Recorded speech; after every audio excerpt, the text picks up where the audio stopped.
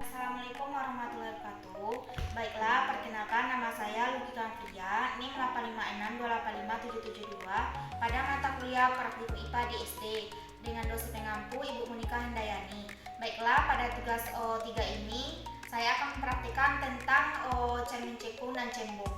Dan ini adalah alat dan bahan-bahannya.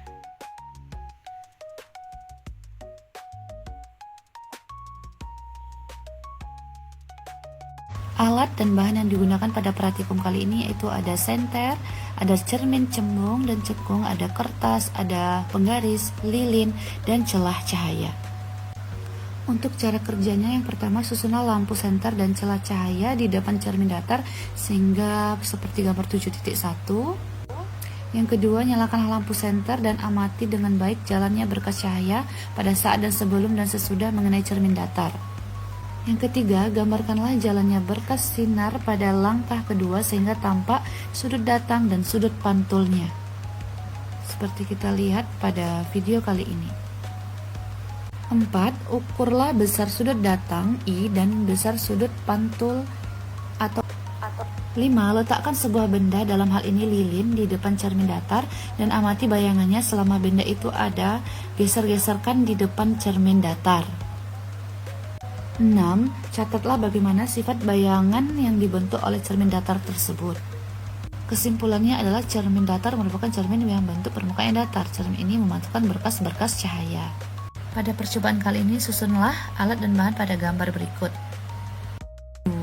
Yang kedua, nyalakan lilin dan amati dengan baik jalannya berkas cahaya pada saat sebelum dan sesudah mengenai cermin cembung.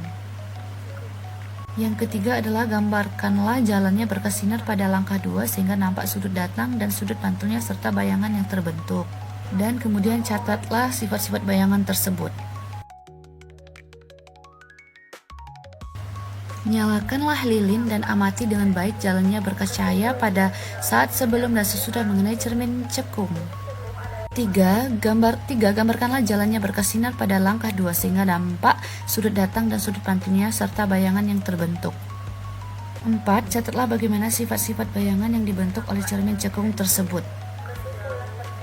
5. Aturlah jarak benda dan letak layar agar dapat pada layar terbentuk bayangan yang jelas dan tajam. Selanjutnya ukur jarak benda dan jarak bayangannya.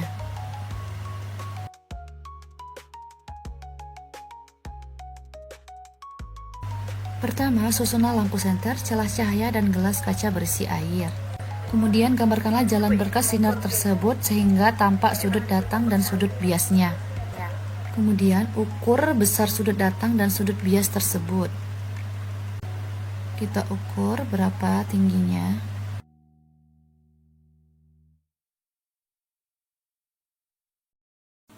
Yang pertama, susunlah lensa cembung, layar lilin, dan penggaris panjang seperti gambar. Yang kedua, atur letak lilin dan lensa cembung agar diperoleh bayangan nyala lilin paling tajam pada tabir. Setelah itu, catat sifat-sifat bayangan yang dibentuk pada lensa cembung tersebut. Berikut alat dan bahan yang kita gunakan pada percobaan kali ini, yaitu ada lampu senter, penggaris, air di dalam mangkok, dan CD. Pada saat permukaan bawah CD disinari dengan senter, pemantulan cahaya akan membentuk warna pelangi pada dinding. Peristiwa tersebut dinamakan dengan peristiwa difraksi. Difraksi adalah peristiwa pelenturan gelombang cahaya ketika melewati suatu celah sempit sehingga gelombang cahaya tampak melebar pada tepi celah difraksi. Dapat diamati pada celah tunggal maupun pada fisik peristiwa yang menyebabkan permukaan bawah ini memunculkan warna pelangi, yang disebut dengan peristiwa interferensi. Interferensi cahaya adalah perpaduan dari dua gelombang cahaya yang datang bersama pada suatu tempat. Jika kedua gelombang cahaya bersifat koheren atau frekuensi dan amplitude sama, serta bedanya tetap, maka akan menghasilkan pola yang teratur. Bisa kita lihat pada video tersebut, CD yang disenteri dengan sinar cahaya akan memantulkan perpaduan warna. Untuk cara kerja pada percobaan ini, masukkan CD ke dalam air, kemudian hindari menggunakan sensor, maka akan mengeluarkan cahaya pelangi pada layar atau tabel kertas. Maka peristiwa tersebut dinamakan dengan dispersi. Dispersi adalah peristiwa terurainya cahaya putih yang melewati sebuah prisma menjadi bentuk warna akibat perbedaan titik bias masing-masing warna cahaya. Bisa kita lihat di sini. Setelah kita sinari CD di dalam mangkok akan memantulkan cahaya perpaduan warna cahaya. Pada praktikum selanjutnya bisa kita lihat alat dan bahan yang kita gunakan pada praktikum kali ini, yaitu seperti pada gambar.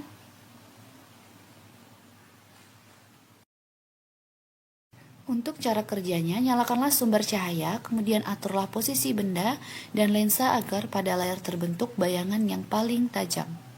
Seperti yang kita lihat pada video kali ini, ulangi lagi percobaannya beberapa kali dengan kedudukan benda yang berbeda. Langkah pertama pada percobaan kali ini yaitu nyalakan sumber cahaya, kemudian aturlah posisi benda dan lensa agar pada layar terbentuk bayangan yang paling tajam, yang seperti kita lihat pada gambar berikut. Kemudian ulangi percobaan beberapa kali dengan kedudukan benda yang berbeda.